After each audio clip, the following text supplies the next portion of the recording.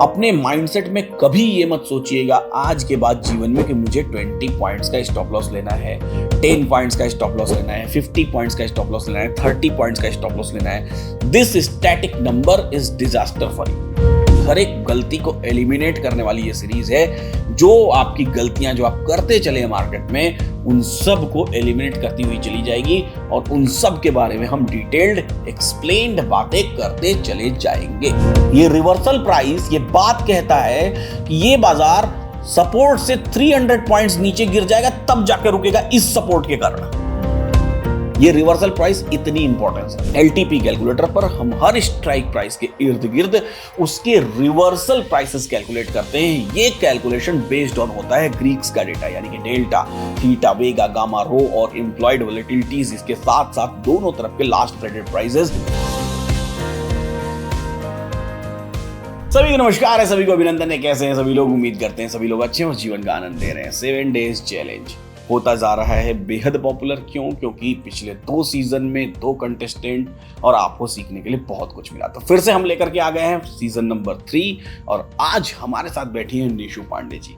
निशु पांडे जी इतनी अवेयर्ड पेरेंट हैं कि इनके दोनों बच्चे एक ऐसे स्कूल में चल पढ़ते हैं जहां पर क्लास 6 से स्ट्रक्चर्ड फाइनेंशियल एजुकेशन दिया जाता है और ये खुद फाइनेंस और ट्रेडिंग और इन्वेस्टमेंट इन सभी चीजों को सीखना चाहती हैं। तो बैठी हुई हैं आज मेरे साथ 7 डेज चैलेंज में यहाँ पर। तो पटना से आई हुई निशु पांडे जी रहती हैं कलकत्ता में, अभी फिलहाल आई हुई हैं खुद ये यहाँ पर शूट करने के लिए। और क्या आपको इंस्पायर किया, आपको क्यों सीखना है 7 डेज चैलेंज में? सर मेरे मल्टीपल लॉसेस हैं जो मैं कवर नहीं कर पा रही हूँ और मुझे कभी कभी मेरे साथ बहुत साइकोलॉजी का भी प्रॉब्लम है और एक गुरु का ज्ञान भी बहुत ज़रूरी है, तो मुझे इसलिए आपसे सीखना था। मल्टीपल लॉसेस ये सबसे बड़ा पॉइंट है। क्यों इनको बुलाने का कारण है कि कई बार हम बेसिक लेवल की ट्रेडिंग सीख जाते हैं, लेकिन बेसिक लेवल की ट्रेडिंग सीखने के बाद क्या होता है, जब हमारे थोड़े अच्छे ट्रेड्स होने शुरू हो जाते हैं तो हम क्या हो जाते हैं, ओवर कॉन्फिडेंट। और जब हम होते हैं ओवर कॉन्फिडेंट तो ऐसे केस में हम गलत ट्रेड लेना शुरू कर देते हैं। तो क्या आप भी इसी कैटेगरी में फॉल करते हैं? तो फिर ये पूरे के पूरे 7 एपिसोड्स आपके लिए हैं। बेसिक लेवल की ट्रेडिंग भले ही आती हो आपको, लेकिन आप ट्रैप हो जाते हैं साइकोलॉजी के बीच में, आप ट्रैप हो जाते हैं मार्केट के मोमेंटम्स के बीच में, आप ट्रैप हो जाते हैं गलत ट्रेड्स लेने के बीच में। जब बाजार में कुछ सही दिखाई दे भी रहा होता है तो उस समय आपको नहीं दिखता है, लेकिन जब बाजार खत्म हो जाता है, एंड ऑफ द डे आप जाते हैं तो आपको ऐसा लगता है कि अरे ये तो मुझे आता था, उस समय मैंने क्यों नहीं किया। तो आज ही नहीं, यहाँ से आने वाले 7 एपिसोड्स में हम पूरी की पूरी करेंगे इनके पोर्टफोलियो, इनके ट्रेडिंग स्टाइल की एनालिसिस। साथ ही साथ सीखेंगे हम लोग बहुत सारी नई चीजें। तो कहीं जाना नहीं है आपको। इन्वेस्टिंग डैडी चैनल को सब्सक्राइब कर लेना है, बेल आइकन प्रेस कर देना है और साथ ही साथ वीडियो को लाइक करके अपने वैल्यूएबल कमेंट्स लिखना बिल्कुल मत भूलें। आप भी बैठ सकते हैं यहाँ पर निशु जी की जगह पर, यहां पर 7 डेज चैलेंज में मेरे साथ। उसके लिए क्या करना पड़ेगा वो बताऊंगा मैं आपको वीडियो के अंत में, तो वीडियो आपको देखना पड़ेगा पूरा। चलिए बात की शुरुआत करते हैं। इंट्राडे ट्रेडिंग या फिर पोजिशनल ट्रेडिंग या फिर तरह तरह के इन्वेस्टमेंट के ऑप्शन, तो आप कौन कौन से ट्रेडिंग करती हैं पहले ये मुझे बता दीजिए। सर मैं पहले पोजिशनल करती थी, बट अभी लॉसेस के बाद मैं सिर्फ इंट्राडे करती हूँ। और जब एआई आपने लॉन्च किया था तो उसके 3 मंथ्स मेरा बहुत अच्छा चला, मई जून जुलाई। ठीक है। देन मैं ओवर कॉन्फिडेंट हो गई जैसा कि आपने कहा, और मेरा फिर रेगुलर लॉसेस होने लगे और फिर मैं पैसे के प्रेशर में आने के बाद फिर और लॉसेस करने लगे। तो अभी आप इंट्राडे ट्रेडिंग करती हैं? यस सर मैं करती हूँ। पोजिशनल ट्रेडिंग करती हैं? पोजिशनल अभी नहीं कर रही हूँ। इन्वेस्टमेंट्स का कोई पोर्टफोलियो नहीं है आपके पास? अभी कुछ नहीं है सर। सब मैंने पिछले गुरुकुल में बताया था कि मैं एलटीपी से जुड़ने से पहले मेरा ह्यूज लॉस हो चुका है, जो कि एकदम अनबियरेबल है सर। बिल्कुल सही है। Yes sir. अच्छा, इसके अलावा क्या राइटिंग वगैरह के कुछ ऑप्शंस भी आप अपनाती हैं, राइटिंग करती हैं? अभी सर कुछ नहीं। अभी मैं इंट्राडे ट्रेडिंग में क्या आप कैश में बाइंग करती हैं, फ्यूचर में, या ऑप्शंस में करती हैं आप? सर मैं ऑप्शन ही करती हूँ। ऑप्शंस ही करती हैं। क्या आपके पास सरप्लस पैसा है? सरप्लस पैसा मतलब कि हाँ हमारे खर्चे चल रहे हैं, उसके बाद हम ट्रेडिंग से कुछ एक्स्ट्रा अर्न करना चाहते हैं, क्या ऐसी ही ट्रेडिंग मोड है आपकी? है सर ऐसा, बट अब ऐसे लॉसेस होंगे सर तो वो भी नहीं बचेंगे सर। बाद सरप्लस रह नहीं जाएगा। बिल्कुल सर। अच्छा, तो चलिए हम ट्रेडिंग के इस सीजन में, सीजन 3 में सिर्फ बात करेंगे ऐसे ही ट्रेडर्स के बारे में जो सारे ट्रेडर्स थोड़ी ट्रेडिंग कर रहे हैं लेकिन उस ट्रेडिंग में होने के बाद ओवर कॉन्फिडेंट वो हो जा रहे हैं परेशान। और हम करेंगे आपका साथ में लॉसेस का एनालिसिस, यानी कि जो लॉसेस आपने किए हैं पास्ट में, हम उन जगहों पर जाएंगे, उस समय पर देखेंगे कि उस समय बाजार कैसा चल रहा था और क्या आपको वैसा ही रिएक्ट करना चाहिए था जैसा उस पर्टिकुलर डे पर आपने किया।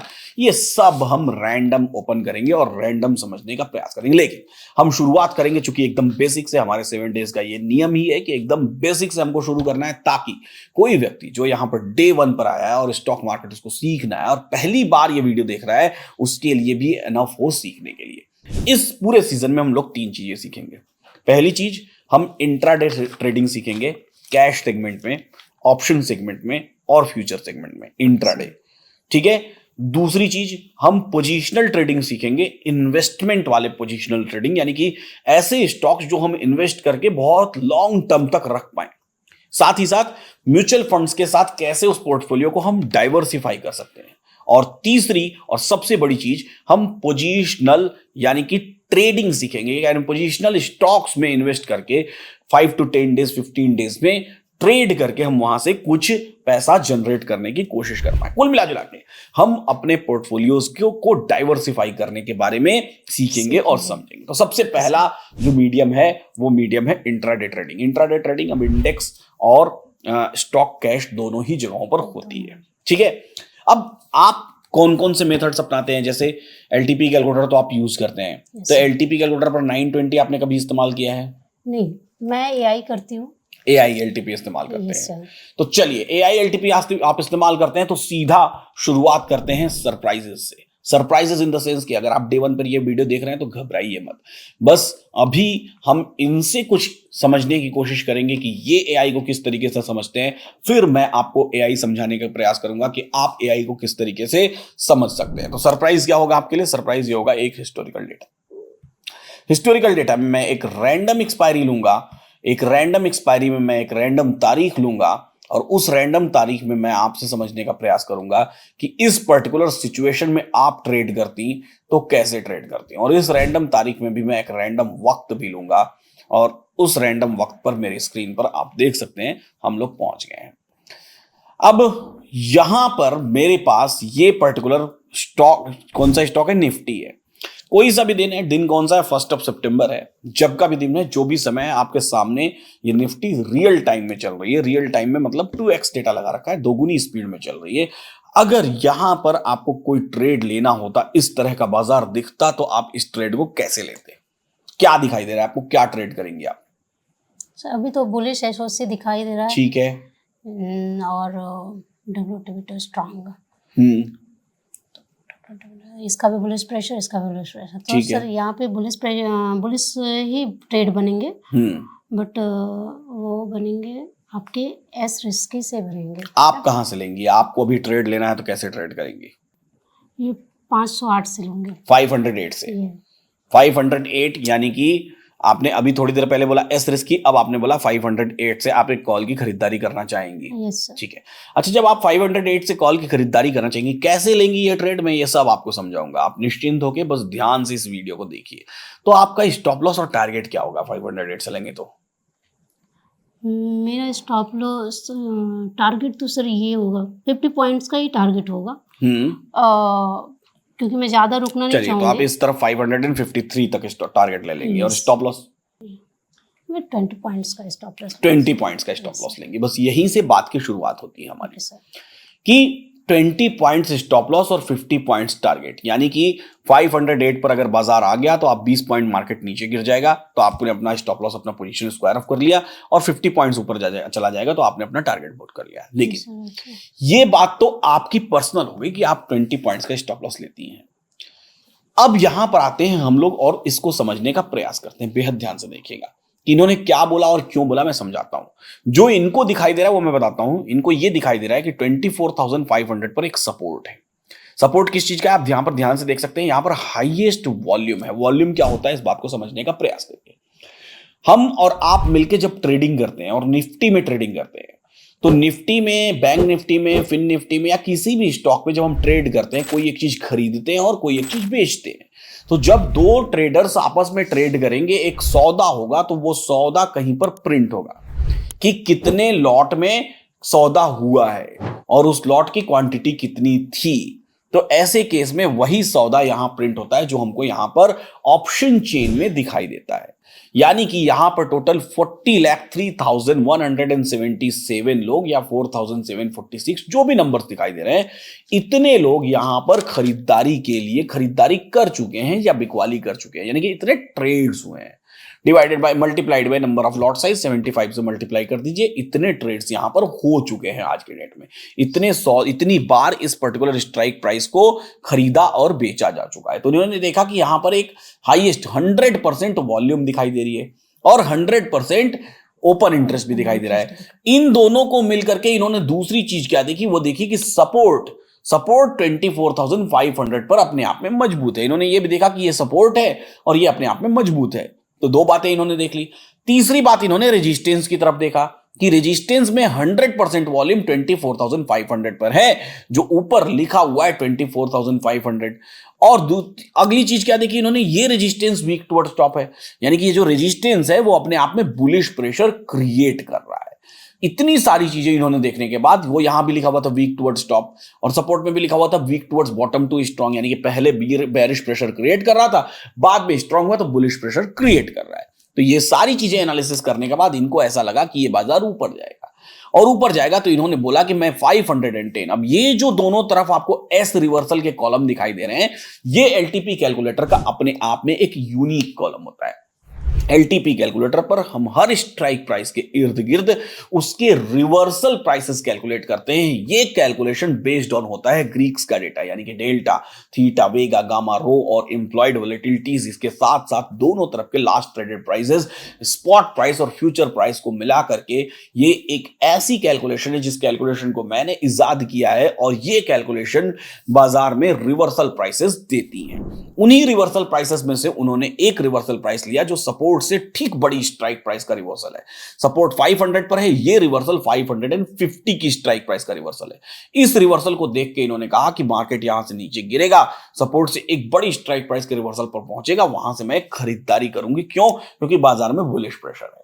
अच्छा, दूसरी तरफ उन्होंने कहा कि मैं अपना टारगेट बुक करूंगी जो कि 550 के कॉल साइड का डाइवर्जन, यानी कॉल साइड के रिवर्सल की प्राइस है, यानी 550 के पुट साइड के रिवर्सल से खरीदारी करेंगी जो कि जिसको ये बॉटम मानती है और कॉल साइड के रिवर्सल पर ये बेच देंगी उस पोजीशन को जिसको ये टॉप मानती है। सवाल उठता है यहां पर स्टॉप लॉस का। स्टॉप लॉस इन्होंने कहा 20 पॉइंट्स।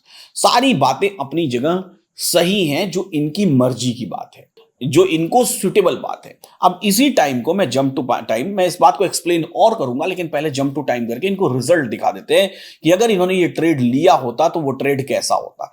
हम इस टाइम को जंप करते हैं, लगभग हम लोग चलते हैं यहां पर 230 के आसपास और 230 पर देखने का प्रयास करते हैं कि अगर आपने वो ट्रेड लिया होता 508 से तो क्या होता। बाजार ने लो लगाया है 519 का, वो ट्रेड आपको मिला नहीं है। उस ट्रेड से पहले ही, एग्जीक्यूट होने से पहले ही बाजार कैसा चला गया, बाजार ऊपर ज्यादा चला गया, यानी कि 508 की वैल्यू नहीं आई, उसके करीब बाजार पहुंचा, ऊपर ज्यादा चला गया। अब यहां पर हम समझने का प्रयास करेंगे कि इन सारी बातों में साइकोलॉजिकली एरर कहां है। इन सारी बातों में साइकोलॉजिकली एरर है, सबसे पहला एरर है इनका स्टॉप लॉस। इन्होंने जो स्टॉप लॉस लिया बाजार में, वो स्टॉप लॉस कैसा था, अपनी मर्जी से 20 पॉइंट्स का स्टॉप लॉस लिया। ये इनको पता है कि इनका स्टॉप लॉस 20 पॉइंट्स का है, ये बाजार को नहीं पता कि इनका स्टॉप लॉस 20 पॉइंट्स का है। न ही बाजार में ये जितने लोग ट्रेड कर रहे हैं इन सभी को पता है कि आपका स्टॉप लॉस 20 पॉइंट्स का है। जब आप इस तरह के किसी भी ट्रेड को प्लान करते हैं, जब आप अपने मन में 20 पॉइंट्स का स्टॉप लॉस सोच लेंगे, एट द सेम टाइम वो ट्रेड आपको बेहद छोटा लगने लगेगा। छोटा इन द सेंस कि आपको लगने लगेगा ये तो बड़ा आसान सा ट्रेड है। तो सबसे पहली गलती, अपने माइंडसेट में कभी ये मत सोचिएगा आज के बाद जीवन में कि मुझे 20 पॉइंट्स का स्टॉप लॉस लेना है, 10 पॉइंट्स का स्टॉप लॉस लेना है, 50 पॉइंट्स का स्टॉप लॉस लेना है, 30 पॉइंट्स का स्टॉप लॉस लेना है। This static number is disaster for you. ये सबसे पहली आपकी सीख है, इसको आप लिख के रख लीजिए अपने जीवन में। आप भी, चाहे आप डे 1 पे पहली बार ये सीखने की कोशिश कर रहे हैं, तो लिख के रख लीजिए, स्टॉप लॉसेस कभी स्टैटिक नंबर में हो ही नहीं सकते, पॉसिबल ही नहीं है। अगर आप स्टैटिक नंबर में स्टॉप लॉस ले रहे हैं, इसका सीधा सा मतलब है कि आप स्टॉप लॉस अपने हिसाब से ले रहे हैं, बाजार के हिसाब से नहीं ले रहे हैं। कोई भी स्टॉप लॉस बाजार के मोमेंटम के ऊपर डिपेंड करता है। कि बाजार किस तरह का मोमेंट क्रिएट कर रहा है। कोई भी स्टॉप लॉस डिपेंड करता है कि बाजार में सपोर्ट्स कहां पर है, रेजिस्टेंस कहां पर है, सपोर्ट या रेजिस्टेंस का प्रेशर बाजार में किस तरफ है, इसके अकॉर्डिंग ही स्टॉप लॉस डिपेंड करता है। तो हम कभी भी स्टैटिक नंबर में स्टॉप लॉस नहीं लेंगे। अब आप बताइए, अब 10 बार ट्रेडिंग करती हैं तो 10 में से कितनी बार स्टैटिक नंबर में स्टॉप लॉस लेती हैं? सर मुझे जब लगता है कि अब यहाँ से मार्केट ऊपर ही जाएगा, हाँ। देन मैं छोटा स्टॉप लॉस लेती हूँ। लेकिन जब नुकसान होते हैं तब तो फिर वो स्टॉप लॉस स्क्वायर ऑफ करती ही नहीं होंगी, वो जाते चलो करती नहीं। हाँ, तो अब आपने किया क्या समझिएगा, आपने जब ट्रेड लेने की शुरुआत की तो आपने लिया 20 पॉइंट्स का स्टॉप लॉस, ठीक है। अब 20 पॉइंट्स मल्टीप्लाइड बाई 75 कितना होगा? 1500 रुपीज। तो आपको ये दिखाई दिया कि मेरा तो सिर्फ 1500 रुपए का लॉस होना है इस ट्रेड में, इससे ज्यादा मेरा लॉस होना नहीं है। फिर क्या हुआ, मार्केट सपोज करिए कि जैसे यहां ऊपर चला गया, ऊपर ना जाके थोड़ा नीचे आया, आ सकता है। क्यों आ सकता है? क्योंकि फिर वापस हम जंप टू टाइम वहीं पर पहुंच जाएं। कितने बजे थे हम लोग? लगभग 10:30 बजे के आसपास नहीं थे। तो जंप टू टाइम लगभग हम लोग वहीं पर पहुंच जाएं तो होगा क्या, दिखाई क्या देगा हमको? दिखाई ये दे रहा है कि हम जो ट्रेड लेने की कोशिश कर रहे हैं, जो ट्रेड लेने जा रहे हैं, उसमें तो हमको दिखाई दे रहा है कि मेरा ट्रेड दिखाई दे रहा है बुलिश है, सब कुछ, सारी बातें अपनी जगह सही हैं, मैं को सिर्फ 1500 का लॉस हो सकता है। सब चीज आपने अपने फेवरेबल सोच लिया, आपने अपने अगेंस्ट नहीं सोचा। आपने अगेंस्ट क्या नहीं सोचा? आपने देखा कि 508 पर मार्केट आ जाएगा, आपने ये नहीं सोचा कि अगर बाजार सपोर्ट पर आएगा तो क्या होगा। आपने सिर्फ सोचा फेवरेबल। अब जैसे ही मार्केट 20 पॉइंट्स नीचे गिर जाएगा, फिर आपका वो वाला लॉजिक जग जाएगा। कौन सा वाला लॉजिक जग जाएगा? कि अरे मार्केट सपोर्ट पर तो आ ही सकता है। और फिर आप क्या सोचने लगेंगे? चलो 20 पॉइंट्स नहीं, मैं एक्सटेंशन ऑफ सपोर्ट का स्टॉप लॉस लगाऊंगी। फिर बाजार कहां पहुंचेगा? Extension of support. तब तक हो सकता है कि अगर कुछ ऐसी सिचुएशन बाजार में आपको दिखाई दे जिससे आपको ऐसा लगे कि नहीं, बाजार एक डायवर्जन और नीचे गिर सकता है, तो फिर आप क्या करेंगी? फिर ऐसे ही बाजार में आप और एक डायवर्जन नीचे का इंतजार करना शुरू कर देंगे। और जो आप 20 पॉइंट्स का स्टॉप लॉस, 1500 का स्टॉप लॉस सोच रही थी, उस ट्रेड में हो सकता है कि 10 में से 8 दिन आपने उस ट्रेड में पैसे कमा लिए। लेकिन वो 2 दिन 8 ट्रेड में आपने कैसे पैसे कमाए कि 50-50 पॉइंट्स करके आपने मान लीजिए कि 400 पॉइंट निकाल लिए। लेकिन 2 ट्रेड आपने ऐसे किए जहां आपने 150 पॉइंट उठा के लॉस कर डाला। हाँ, तो जब 2 ट्रेड्स ऐसे लॉस कर जाएंगे तो आपका पूरा प्रॉफिट लॉस किया धरा क्या हो जाएगा? बराबर हो जाएगा। या फिर पूरा किए धरे में आप हो सकता है ओवरऑल लॉसेस में चले जाए। क्या आप इस कैटेगरी में हैं? 220 पॉइंट भी लॉस किया सर। 220 पॉइंट भी लॉस किया। देखिए, प्रॉफिट कर रहे हैं आप तो 23 पॉइंट्स कर रहे हैं, प्रॉफिट कर रहे हैं आप तो 64 पॉइंट्स कर रहे हैं, प्रॉफिट कर रहे हैं आप तो 52 पॉइंट्स कर रहे हैं, और लॉस कर रहे हैं तो आप 80 पॉइंट्स कर रहे हैं, 220 पॉइंट्स कर रहे हैं। तो ये कैसे होता है? क्या आपके साथ ये होता है? आप कमेंट बॉक्स में बता दीजिए। अगर होता है तो फिर ये पूरी सीरीज, ये सीरीज की जो भूमिका थी, ये इसी बात पर डिपेंड करने वाली, आपकी हर एक गलती को एलिमिनेट करने वाली ये सीरीज है। जो आपकी गलतियां जो आप करते चले हैं मार्केट में, उन सब को एलिमिनेट करती हुई चली जाएगी, और उन सब के बारे में हम डिटेल्ड एक्सप्लेन्ड बातें करते चले जाएंगे। चलिए अब समझने का प्रयास करते हैं कि यहां हमने जो टर्म्स, जो टर्मिनोलॉजी यूज की, उसको हमने कैसे यूज किया, क्या क्या देखा। सबसे पहली चीज जो हम सीखेंगे, बाजार में सपोर्ट क्या होता है, इस बात को हमको समझना बेहद जरूरी है। सपोर्ट और रेजिस्टेंस क्या होता है और किस तरह का होता है, इस बात को हम समझते हैं कि ऑप्शन चेन में कैसा हमको दिखाई देता है सपोर्ट रेजिस्टेंस। तो बेहद ध्यान से सुनिएगा, डेफिनेशन मेरे पीछे स्क्रीन पर लिखा भी हुआ है, डेफिनेशन समझिएगा कि सपोर्ट होता क्या है।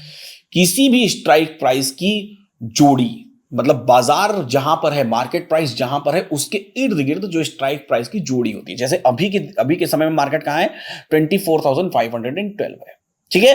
तो 24,512 से एक सबसे छोटी स्ट्राइक प्राइस, उससे छोटी स्ट्राइक प्राइस कौन सी हुई? 500 हुई, और उससे बड़ी कौन सी हुई? 550। तो इसको हम लोग बोलेंगे pair of strike prices. Imaginary line के इर्द गिर्द, इमेजिनरी लाइन क्या हुई? ये मार्केट प्राइस हो गया, ये रेड कलर की जो लकीर दिख रही है इसको हमने कह दिया इमेजिनरी लाइन। इस इमेजिनरी लाइन के इर्द गिर्द जो ये स्ट्राइक प्राइस है, इसको हमने कह दिया स्ट्राइक प्राइस की जोड़ी। तो इमेजिनरी लाइन के इर्द गिर्द स्ट्राइक प्राइस की जोड़ी में से कॉल साइड में, अब हम सपोर्ट की डेफिनेशन समझ रहे हैं, तो पुट साइड में बड़ी वाली स्ट्राइक प्राइस, अब 500 और 550 में से बड़ी वाली स्ट्राइक प्राइस कौन सी है? तो 550 है। तो बड़ी वाली स्ट्राइक प्राइस से हम सपोर्ट ढूंढना शुरू करेंगे। यानी कि पहली बात हमको जो समझने की जरूरत है वो ये है कि बाजार में सपोर्ट इससे बड़ी स्ट्राइक प्राइस पर नहीं हो सकता। कभी होगा भी तो उसकी सिचुएशन क्या रहेगी वो मैं बताऊंगा। लेकिन अगर आप ऑप्शन चेन यानी कि वॉल्यूम और ओपन इंटरेस्ट की बात कर रहे हैं, ऐसे केस में बाजार में सपोर्ट एक आईटीएम एक इन द मनी से ज्यादा अंदर नहीं हो सकता, यानी कि इमेजिनरी लाइन से ठीक एक बड़ी जो स्ट्राइक प्राइस है, इस स्ट्राइक प्राइस से बड़ी स्ट्राइक प्राइस पर सपोर्ट नहीं हो सकता। तो हमेशा हम कहां से देखना शुरू करेंगे? 550 से देखना शुरू करेंगे। और 550 से हम क्या देखेंगे? ओपन इंटरेस्ट और वॉल्यूम्स दोनों को देखेंगे। और यहां से हम छोटी स्ट्राइक प्राइसेस की तरफ देखना शुरू करेंगे। मतलब जो हमारा देखने का एरो है 500, फिर 550, फिर 500, फिर 450, फिर 400, फिर 350, ऐसी स्ट्राइक प्राइसेस पर देखने लगेंगे। हमारी नजरें कहां जानी चाहिए? हमारी नजरें 100% वॉल्यूम और 100% ओपन इंटरेस्ट को ढूंढनी चाहिए। तो 100% वॉल्यूम और 100% ओपन इंटरेस्ट में से जो भी पहले मिल जाए, जिस भी स्ट्राइक प्राइस पर मिल जाए, वही स्ट्राइक प्राइस हमारी सपोर्ट है। जैसे कि यहां पर देखिए 100% वॉल्यूम और ओपन इंटरेस्ट दोनों एक ही स्ट्राइक प्राइस पर मिल गया। किस स्ट्राइक प्राइस पर मिला? 500 की स्ट्राइक प्राइस पर मिला। तो यही 500 की स्ट्राइक प्राइस क्या हो गई? हमारी सपोर्ट हो गई। इस बात को हम रैंडम जगह पर देख सकते हैं। जैसे आज की निफ्टी देखिए, तो 550 पर आपको क्या दिखाई दे रहा है? 100% वॉल्यूम और 100% ओपन इंटरेस्ट। तो 550 क्या हो गया? सपोर्ट। यही सपोर्ट ऊपर यहां आपको लिखा हुआ दिखाई दे रहा है। निफ्टी के साथ बैंक निफ्टी चलते हैं, तो बैंक निफ्टी में देखने की कोशिश करें। तो बैंक निफ्टी में देखिए, अब इमेजिनरी लाइन पर स्ट्राइक प्राइस की जोड़ी क्या है? 500 और 600। ठीक है, 500 और 600। अब 500 और 600 से हम देखना शुरू करेंगे, बाहर की तरफ देखेंगे। अब यहां देखिए, तो यहां क्या सपोर्ट लिखा हुआ है? 58,000 लिखा हुआ है। अब 58,000 सपोर्ट लिखा हुआ है, जो कि 100% वॉल्यूम का। अभी थोड़ी देर पहले मैंने कहा था कि 58,000 कभी सपोर्ट हो नहीं सकता, है ना। मैंने तो कहा था कि 57,600 से ऊपर, इससे बड़ी स्ट्राइक प्राइस पर सपोर्ट हो ही नहीं सकता। तो फिर यहां इतनी अंदर स्ट्राइक प्राइस पर 58,000 पर सपोर्ट कैसे है? वो ऐसे है कि हर बार आपको सपोर्ट कहां से देखना पड़ता है? हर बार आपको सपोर्ट एकदम सुबह से देखना शुरू करना पड़ता है कि मॉर्निंग में सपोर्ट कहां था और वहां से बाजार कितना नीचे गिरने की कोशिश किया या कितना नीचे गिरा। तो जब आप आज सुबह से देखने की कोशिश करेंगे, तो आज सुबह देखिए मार्केट कहां पर हाईएस्ट ओपन इंटरेस्ट दिखाई दे रहा है आपको? 58,000 पर। अब देखिए यहां पर इस पर्टिकुलर समय पर जब 9:15 हो रहा है, सपोर्ट आपका 58,000 पर सबसे बड़ी ओपन इंटरेस्ट के साथ है। बेहद ध्यान से देखिए, ये सपोर्ट है। और बाजार अब यहां पर सपोर्ट को देखिए, तो 900 और 58,000 के बीच से हम सपोर्ट देखेंगे कि सबसे बड़ी स्ट्राइक प्राइस, सबसे बड़ा ओपन इंटरेस्ट और सबसे बड़ी वॉल्यूम। तो सबसे बड़ा ओपन इंटरेस्ट हमको यहां दिखाई दे रहा है, यहीं पर हमारा सपोर्ट है। ये क्रिएट हो गया आज सुबह सुबह सपोर्ट, और यहीं पर हमारा रेजिस्टेंस भी है, क्रिएट हो गया सुबह सुबह रेजिस्टेंस। अब दिन में क्या हुआ कि ये सपोर्ट का हाईएस्ट ओपन इंटरेस्ट हटा नहीं एंड ऑफ द डे पर। और जब हाईएस्ट ओपन इंटरेस्ट हटा नहीं और मार्केट वहां से नीचे गिरता चला गया, तो लाइव मार्केट में हमको यही सपोर्ट कैसा दिखाई दिया? लाइव मार्केट में हमको यही दिखाई दिया कि बाजार 58,000 से नीचे जाता चला गया। अब ऑल ऑफ सडन कोई दूसरा ऑप्शन चेन देखेंगे, तो आपको यह बात पता ही नहीं चलेगी कि आज सुबह सबसे बड़ा ओपन इंटरेस्ट हमारा कहां पर था? 58,000 पर था। क्यों नहीं पता चलेगा? क्योंकि वो ट्रैक नहीं करते हैं। हम क्या करते हैं? हम इस ओपन इंटरेस्ट को हमेशा ट्रैक करते हैं कि सुबह से क्या क्या हुआ। तो हमको एक ही चीज दिखाई दिया कि सुबह से ये ओपन इंटरेस्ट 9:15 से क्या है? न्यूट्रल है। ये अपनी जगह पर ये सपोर्ट है और इसी जगह पर ये कंटिन्यूअसली रह गया है। बाजार नीचे गिरा, क्यों गिरा? उसके मल्टीपल रीजंस हो सकते हैं। सपोर्ट ब्रेक होकर के इतना कैसे नीचे बाजार गिर गया, इसके भी मल्टीपल रीजंस हो सकते हैं, लेकिन सपोर्ट हमारा 58,000 पर ही है। अब यहां खेल शुरू होता है 58,000 के रिवर्सल का, जो रिवर्सल प्राइसेस मैंने इजाद किया है। ये रिवर्सल प्राइसेस अपने आप में बेहद मायने रखती हैं। क्यों मायने रखती हैं? ऐसे समय में, ऐसे बाजार में हमको इसका क्या दिखता है? इंपॉर्टेंस दिखता है। कैसे दिखता है? अब मैं वापस से हिस्टोरिकल डेटा में जाता हूं, तो बैंक निफ्टी देखते हैं।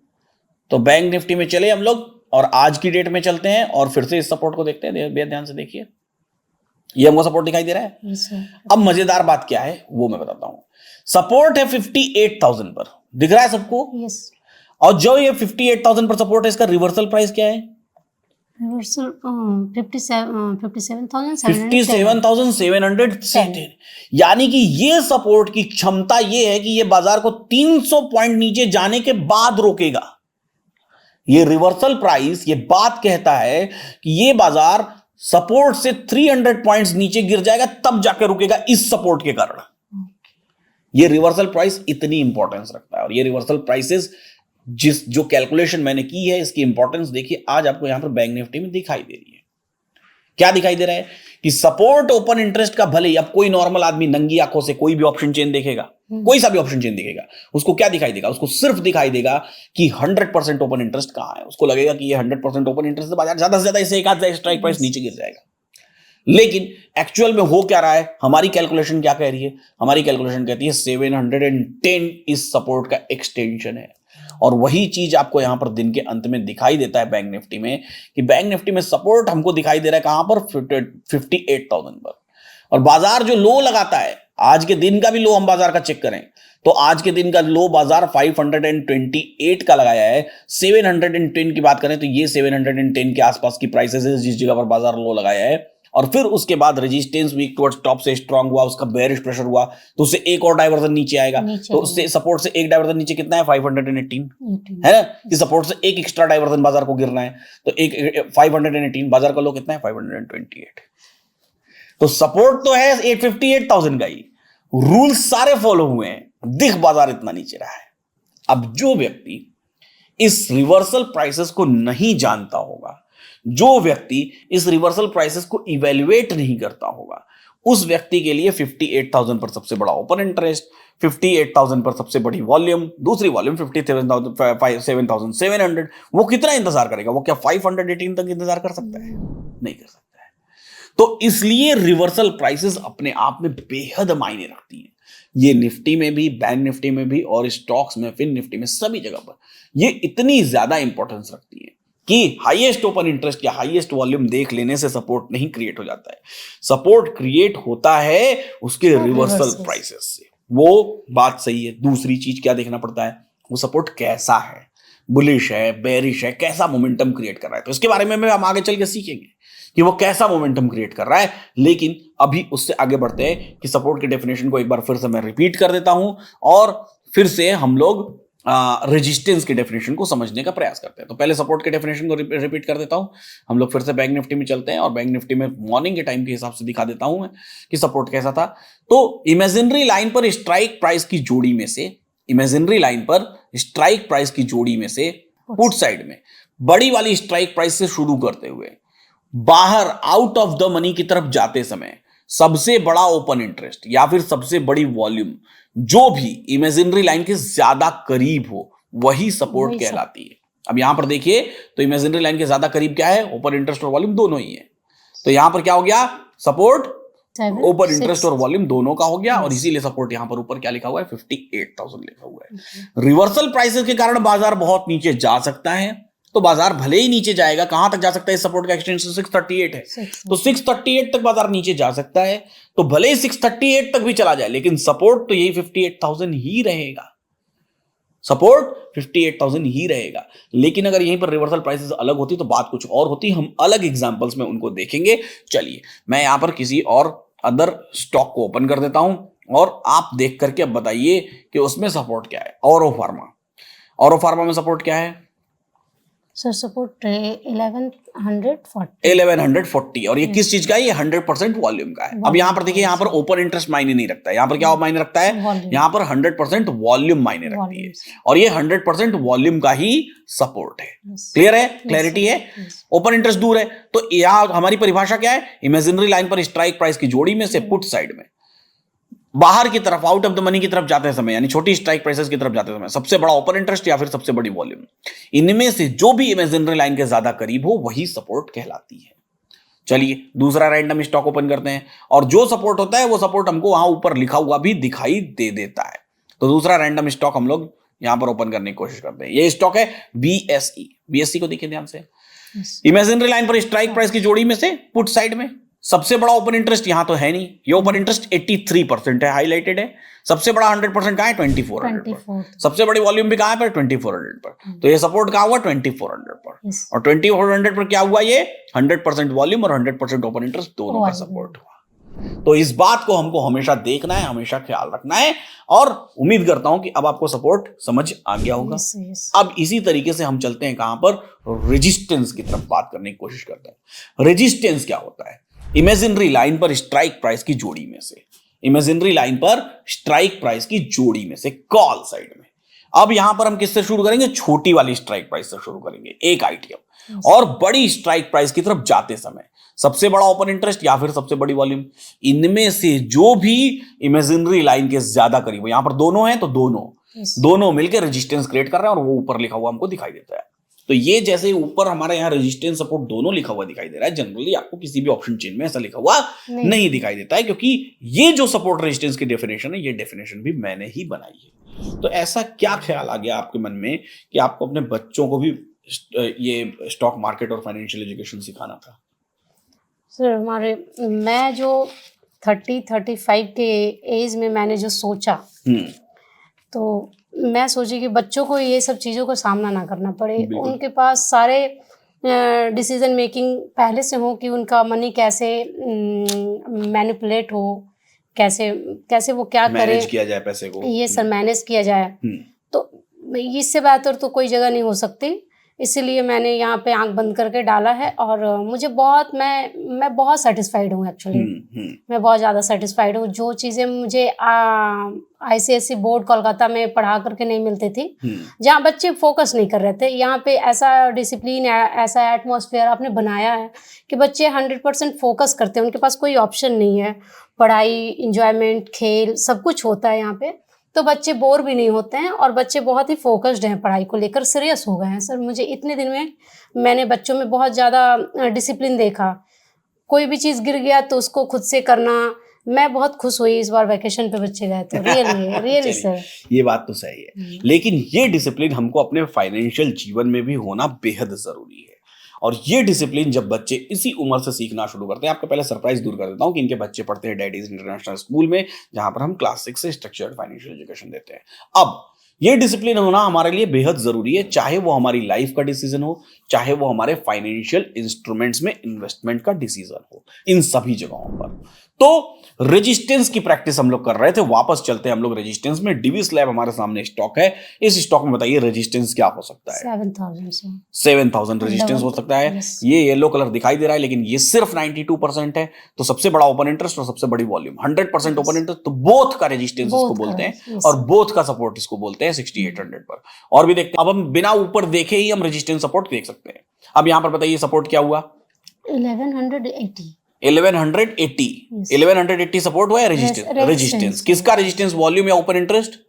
दोनों का। वॉल्यूम भी 100% ओपन इंटरेस्ट में। और सपोर्ट क्या हुआ? सपोर्ट हुआ 1100। हाँ, सिंगल फैक्टर वॉल्यूम का। अब ऊपर देखिए क्या लिखा हुआ है? 1160। क्यों लिखा हुआ है? शिफ्ट ये 100% ओपन इंटरेस्ट। आपको हमेशा ध्यान रखना है 100% ओपन इंटरेस्ट या फिर 100% वॉल्यूम, इनमें से जो भी इमेजिनरी लाइन के करीब। तो आप भी ध्यान रखें, आप जब एक्सपीरियंस्ड हो जाते हैं ऐसे केस में, कई बार आप ओवरसाइट कर देते हैं, चीजों को देखना भूल जाते हैं, लेकिन हमको देखना चाहिए।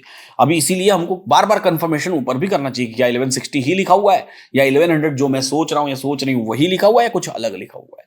तो इस बात को भी हमको ध्यान रखना है। फिर से और प्रैक्टिस करते हैं और देखने का प्रयास करते हैं कि सपोर्ट क्या है हमारा। अब यहां बताइए सपोर्ट क्या है? यहाँ सर सपोर्ट तो 1320। 1320, लेकिन यहाँ लिखा क्या हुआ है? 1350 लिखा हुआ है। अब 1350 ये किस एवज में लिखा होगा? जो सबसे बड़ा ओपन इंटरेस्ट है, वो सबसे बड़ा ओपन इंटरेस्ट यहां पर रहा होगा जब इमेजिनरी लाइन यहां कभी दिन में आई रही होगी, है ना? जब मार्केट ने हाई लगाया रहा होगा। कहां का हाई लगाया रहा होगा? ये मार्केट ने लगभग हाई लगाया रहा होगा 1340 और 50 के बीच में। देखिए बाजार का हाई कितना है? 1341। तो जब उस समय हाई लगाया रहा होगा, हम हिस्टोरिकल में जाके देखेंगे तो ये अपने आप में क्या दिखाई दे रहा होगा? ये ICICI बैंक है ना, इसके हिस्टोरिकल में जाके देखेंगे तो हमको सुबह में दिखाई देगा। तो ये जो ट्रैकिंग है, ये ट्रैकिंग भी दूसरे किसी ऑप्शन चेन में नहीं होती है, लेकिन यहां पर हमको ये ट्रैकिंग देखने के लिए मिल जाती है कि जब मॉर्निंग में बाजार जिस समय 1341 चल रहा था, ये देखिए इसी समय की बात है, 1341 चल रहा था, इस समय ये जो ओपन इंटरेस्ट है ये अपने आप में सबसे बड़ा है। बाकी जो है सबसे बड़े वो अंदर हैं, यहां तक बाजार कभी आया नहीं है, लेकिन 1350 का ओपन इंटरेस्ट ये सबसे बड़ा है। अब फिर से वही रिवर्सल प्राइस का गेम आ जाता है। अब 50 का रिवर्सल प्राइस कितना है? 36। 50 का रिवर्सल प्राइस कितना है? 36 है।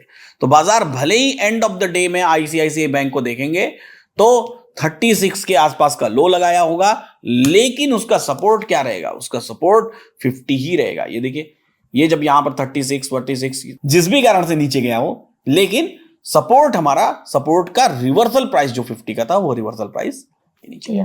तो हमको हमेशा इस बात का ख्याल रखना है और हमेशा यहां पर हमको कंफर्मेशन लेनी है। रेजिस्टेंस का है 1340 है, ठीक है। तो ऐसे स्टॉक्स जब भी हम देख रहे हैं तो अब आपकी नजर अगली बार जानी चाहिए। अभी तक क्या हो रही है, आप ओवरसाइट कर रहे हैं, ओवरसाइट कर रहे हैं। अब देखिए यहां पर सपोर्ट क्या है, 3950। फिर से ओवरसाइट। आपने भी शायद ओवरसाइट किया होगा, जो लोग स्क्रीन पर देख रहे हैं। अब सवाल ये उठता है 4000 ऊपर लिखा हुआ है सपोर्ट, ये आर्टिफिशियल इंटेलिजेंस है, ये बता रहा है 4000, लेकिन 4000 कैसे? अब आप देखेंगे तो 75% सिर्फ ओपन इंटरेस्ट यहां पर है, यहां पर आपको 91% वॉल्यूम दिख रहा है, तो सपोर्ट कैसे 70? कोई शिफ्टिंग का गेम नहीं है। 4000 है तो है, कैसे है? अब ध्यान से देखिए, मैंने जो डेफिनेशन बताई उस डेफिनेशन को याद करिए। इमेजिनरी लाइन पर स्ट्राइक प्राइस की जोड़ी में से यहां से शुरू करते हुए, है ना? तो अब दिन में जब कभी मार्केट रहा होगा ऊपर देखिए तो कहां पर था, 3972 मतलब इमेजिनरी लाइन यहां रही होगी, है ना? 3950 और 4000 के बीच में यहां पे रही होगी। तो यहां से मार्केट में ढूंढना कहां से शुरू किए होंगे, 4000 से शुरू किए होंगे। अब 4000 से देखिए और बाहर की तरफ चलिए तो यहां पर ओपन इंटरेस्ट है 269, 108, 243, 6, 27, 225। तो सबसे बड़ा ओपन इंटरेस्ट कहां है, 4000। इसलिए ये 4000 अपने आप में क्या कहलाएगा, 100% वॉल्यूम है। भले ही यहां 75 लिखा हुआ दिख रहा है, लेकिन इसका रिजल्ट आपको यहां दिखाई दे रहा है, इसलिए ये ओपन इंटरेस्ट का सपोर्ट है और 4000 का सपोर्ट है। क्या आपको ये बात समझ में आई? ये सिर्फ स्टॉक्स में ही होंगे, सब में, इंडेक्स में भी ऐसा हो सकता है, सब में हो सकता है। इसको आपको ओवरसाइट नहीं करना है। आप क्या कर रहे हो, ओवरसाइट कर रहे हो, और अगर आप भी ओवरसाइट कर रहे हैं तो अगली बार से आपको ओवरसाइट नहीं करना है, ये ध्यान दीजिए। तो मेजर फॉल्ट था सर, मेजर फॉल्ट है ना। आपकी ट्रेडिंग में क्या होगा, गड़बड़ी होगी इसकी वजह से। आपको क्या करना पड़ेगा, आपको अगली बार से यहां भी ध्यान देना पड़ेगा। जो भी आप सपोर्ट बोल रहे हैं आपको यहां ध्यान देना पड़ेगा, जो भी आप रेजिस्टेंस बोल रहे हैं आपको यहां ध्यान देना पड़ेगा कि क्या लिखा हुआ है। क्योंकि अगर आप गलती कर रहे हो, लेकिन जो इसका आर्टिफिशियल इंटेलिजेंस है एलटीपी कैलकुलेटर का, वो कभी अपने आप में गलती नहीं कर सकता। आप देखिए अपने आप में मारुति का रेजिस्टेंस क्या है, रेजिस्टेंस सर ये 15500। 15500 कैसे हुआ ना? यहाँ पर 100% ओपन इंटरेस्ट है ना, यहाँ पर रेजिस्टेंस। ओके, ये 16,000। तो हर बार जब आप बोल रही हैं तो आपको ऊपर क्रॉस चेक करना है।